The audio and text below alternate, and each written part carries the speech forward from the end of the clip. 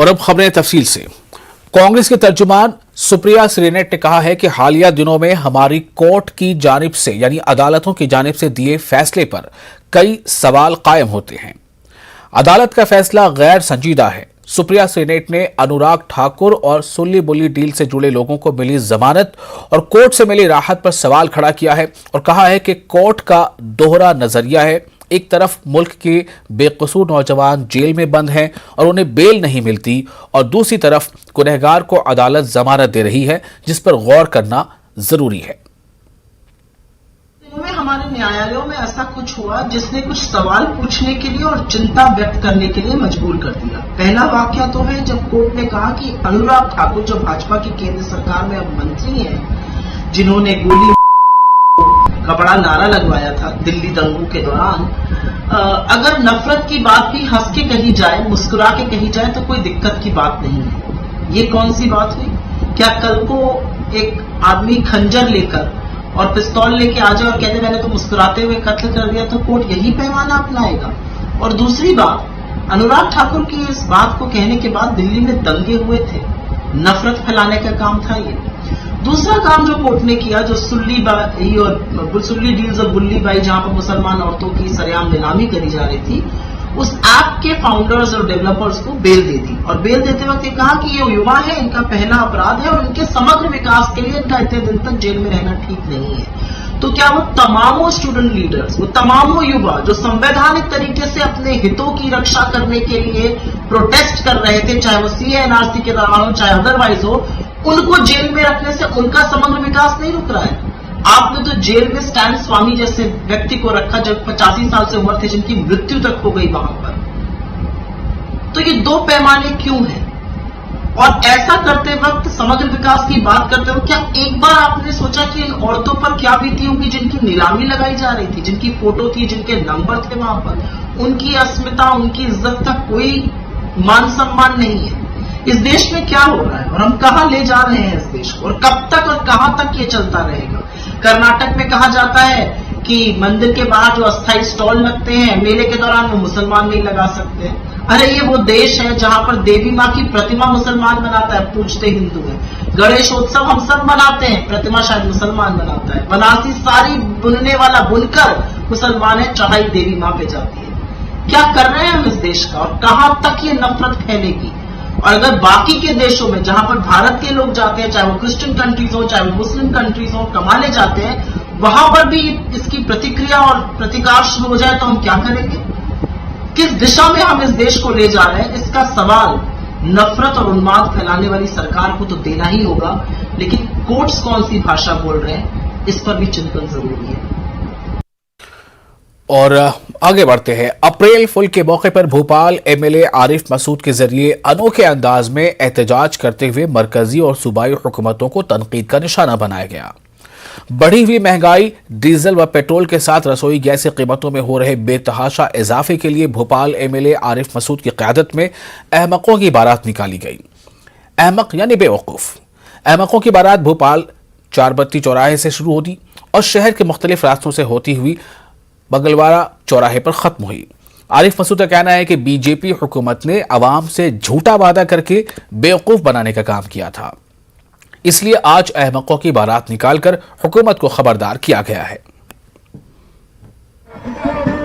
आज 1 अप्रैल है और इसको सैद्धांतिक रूप से एक मूर्ख दिवस के नाम पे लोग मनाते रहते हैं। तो जिस सरकार ने जनता को मूर्ख बना दिया हो, उस सरकार के मुखिया की बारात आज हम लोग निकालना है। और हमने आपको ऑक्सीजन का सीन भी दिखाया, जो जनता दोबारा देख ले कि कोरोना में किस तरह बेवकूफ़ बनाया था, पेट्रोल क्या हाल हो गया वो भी देख लें।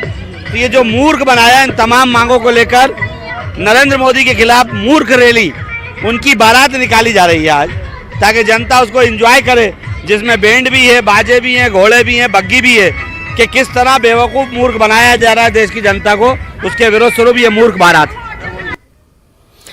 आगे बढ़ते जमीयत उलमा लखनऊ यूनिट ने बढ़ती महंगाई के खिलाफ आवाज बुलंद की है। जमीयत उलमा के नायब सदर डॉक्टर सलमान खालिद ने कहा है कि मुसलसल बढ़ती महंगाई से मिडिल क्लास और गरीब तबके के लोग परेशान हैं। लखनऊ में मुनक़िद हुए प्रोग्राम के दौरान उन्होंने महंगाई और बेरोजगारी दूर करने के लिए हुकूमत से खुसूसी बंदोबस्त करने की गुजारिश की। नई हुकूमत तश्कील हुई है और उसको बहुत बहुत मुबारकबाद। और जाहिर है कि लोगों ने उन पे भरोसा किया है तभी उनकी सरकार बनी है। लेकिन ये भरोसा और ये बहुत बड़ा इम्तिहान है नई हुकूमत के लिए, इसलिए कि महंगाई तो बदस्तूर कायम ही नहीं है बल्कि बढ़ती जा रही है। आज नया फाइनेंशियल ईयर है और जो बिजनेसमैन्स हैं उन्होंने आज 1 अप्रैल को जब अपना पिछला हिसाब किताब देखा होगा और पिछला अपना हिसाब जोड़ा है तो सबको कहीं ना कहीं बहुत ज़्यादा खसारा हुआ। और अब जो नया साल आज से शुरू हो रहा है उसमें भी बिजनेसमैन्स के लिए भी और आम आदमी के लिए भी ये एक बड़ा मसला है कि महंगाई रोज़, पेट्रोल के दाम बढ़ते जा रहे हैं, गैस सिलेंडर भी रोज़ बढ़ता जा रहा है। एक आम आदमी बहुत परेशान है और हुकूमत को चाहिए कि बाकी सब तो ठीक है जो भी कर रहे हैं जैसे भी कर रहे हैं, लेकिन एक आम आदमी की सहूलियत के लिए एक आम आदमी अपनी ज़िंदगी कैसे गुजारे और आसानी के साथ उसकी ज़िंदगी गुजर जाए उसके लिए उनको तरजीह देनी पड़ेगी। पहले सबसे पहले उसके बारे में सोचना पड़ेगा, उसके बाद बाकी चीज़ों को सोचें तो बेहतर होगा। और फिलहाल एक छोटा सा ब्रेक लेते हैं, ब्रेक के बाद खबरों का सिलसिला जारी रहेगा।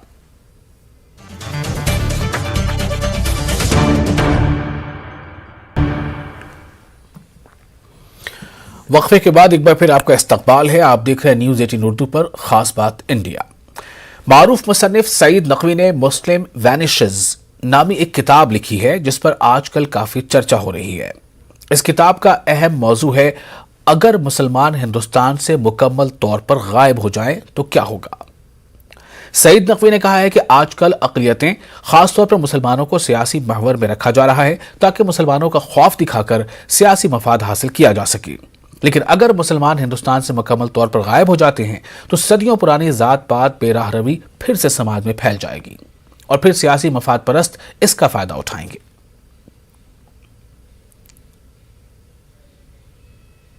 तमाम मुसलमान गायब हो सकते हैं, एक ऐसा सवाल जिसको एक किताब की सूरत में मारूफ जर्नलिस्ट सईद नकवी साहब ने रकम किया है। हमारे साथ नकवी साहब मौजूद हैं। क्या ऐसा मुमकिन है कि सारे मुसलमान गायब हो जाए और फिर क्या मसाइल पैदा हो सकते हैं? ये सवाल आपने इसलिए मुझसे किया है कि आपने ये किताब पढ़ी नहीं है। अगर आपने ये किताब पढ़ी होती तो ये महज एक सिचुएशन बनाई गई है, एक फेबल है, एक फैंटेसी है कि अगर वो गायब हो जाएं तो सिचुएशन क्या होगी। ये गोया सर्जरी करने के लिए जिस्म के और तमाम अलामतें जो हैं उनको अलग कर दिया गया है ताकि हम इसको कास्ट और कम्युनलिज्म के जो तजाद है, जो उसमें टकराव है, उसको समझने की कोशिश करें। मुसलमान गायब बिल्कुल नहीं हुए हैं, बल्कि इसके बाद तो और धूम धड़ाके बाजे ताशे के साथ वापस आएंगे। क्या किस तरह की दिक्कतें, किस तरह के सवालात आपने इस किताब के जरिए उठाए हैं? क्योंकि अगर मुसलमान नहीं रहे तो वो कौन से सवाल हैं जो एक कामगारी को समझने चाहिए? पहले तो समझने की बात यह है कि ये कम्युनल आपसे हिंदू नफरत नहीं करता है, ये नफरत मैन्युफैक्चर की जाती है और इस मैन्युफैक्चर का एक मकसद है, वो है सियासी, ताकि आप उससे मुतासर हों और वो पोलराइज करें और अपने मेजॉरिटेरियन पॉलिटिक्स करें। तो गोया कम्युनलिज्म एक पॉलिटिकल प्रोजेक्ट बनी क्योंकि कास्टिज्म जो कि एक पुरानी सोशल हैबिट है उसके अंदर खलबली मच गई थी। इन दोनों के रिश्ते एक दूसरे की काट से हिंदुस्तान की सियासत आउट ऑफ कंट्रोल चली गई। हम क्या करते हैं कि जो हिंदी बेल्ट में जो खलफिशार है उसको सुपर इम्पोज कर देते हैं पूरे मुल्क पे, और ये गलत है।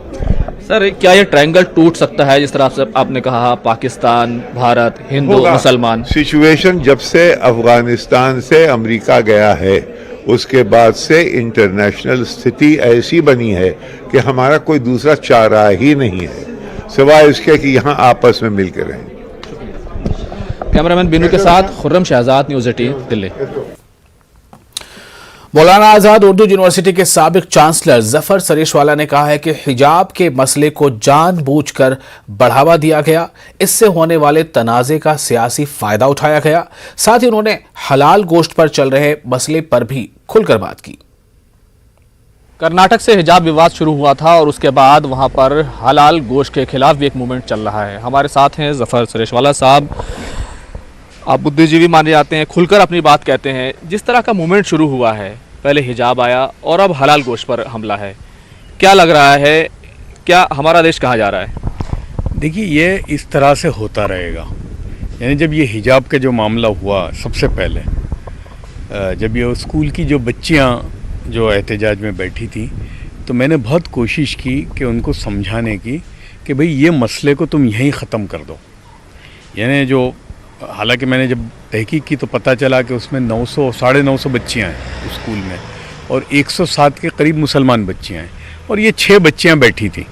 तो मैंने वहाँ के जो समझदार किस्म के जो लोग थे कि भाई देखो माँ बाप जो हैं बच्चियों के, वो जाकर स्कूल के प्रिंसिपल को या जो एडमिनिस्ट्रेशन के लोग हैं उनको मिलें और संजीदगी से, अगर आप ये एहतजाज में बैठोगे तो आज पूरी दुनिया सोशल मीडिया की है, या आपकी तस्वीरें जाएगी पूरे हिंदुस्तान में, फिर आपके रिएक्शन में फिर भगवा स्कार्फ भी आएंगे और चलेगा, एक्शन और रिएक्शन होगा। फिर होगा क्या कि जज्बात तो आपके हैं, वो ईमानदारी अमानतदारी के हैं, लेकिन आपके जज्बे को इस्तेमाल करने वाली एक किस्म है। लेकिन यही हुआ और भगवा स्कार्फ भी आया। सुनिए, तो इधर वालों ने भी इस्तेमाल किया, उधर वालों ने भी किया, भाई सबकी दुकान चालू हो गई ना। तो मैंने कहा होगा क्या कि लोग आपके इस जज्बे को इस्तेमाल करेंगे अपने सियासी मफाद के लिए, तो ये मत होने दो, इसको यहीं दबा दो। और होता है, हमने ऐसे बहुत सारे मसले हल किए हैं गुजरात में, बम्बई में, कि जहां बैठकर कॉलेज के या प्रिंसिपल से या अथॉरिटीज से और उनको जब संजीदगी की बात करते हैं। लेकिन अब क्या किया कि ये जिसको कहते हैं it was blown out of proportion. फिर दूसरी गलती जो की वो कोर्ट में जाकर, भाई ये कोर्ट में जाने का मसला था ही नहीं। अब जब कोर्ट में गया फिर ये एक्स्ट्रापोलेट हो गया, और जो दोनों किस्म के लोग वो चाहते थे वो हुआ। वो चाहते आप थे, कह रहे हैं कोर्ट में जाना एक गलती थी? भाई पहले तो वहीं उस मामले को वहीं दबा देना था। यानी और बुलेटिन में फिलहाल इतना ही। आगे देखिए क्रिप्टो की समझ।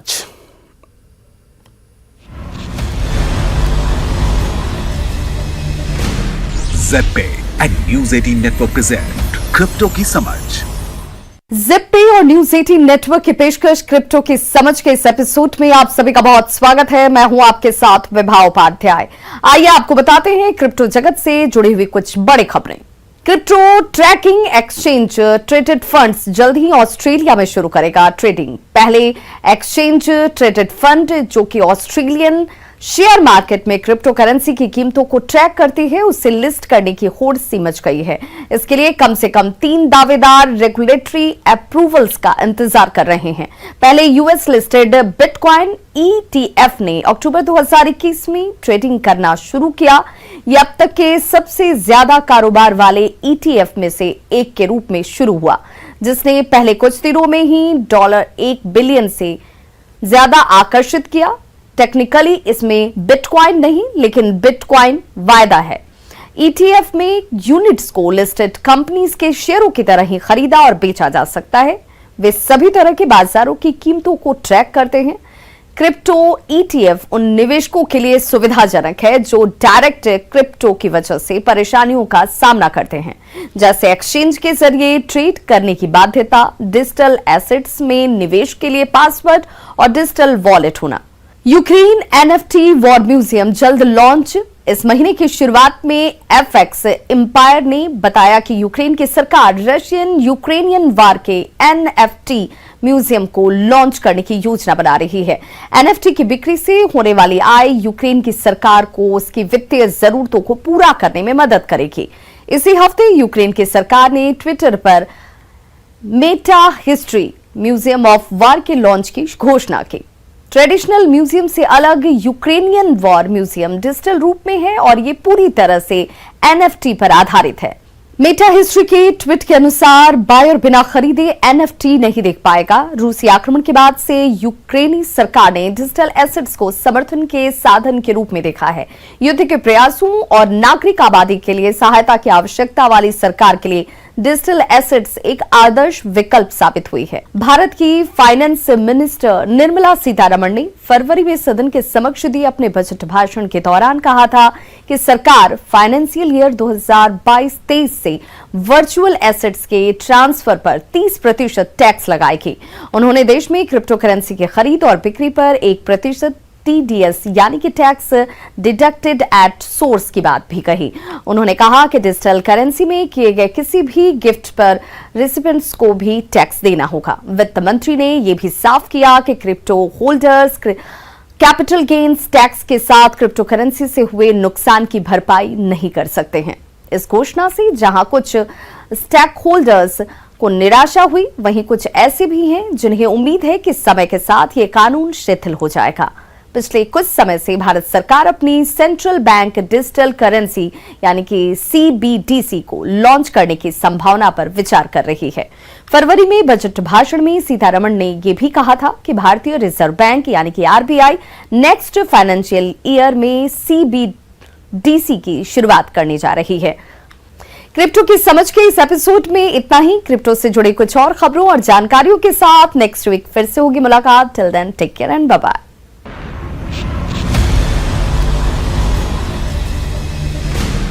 ZPay and News 18 Network present crypto की समझ।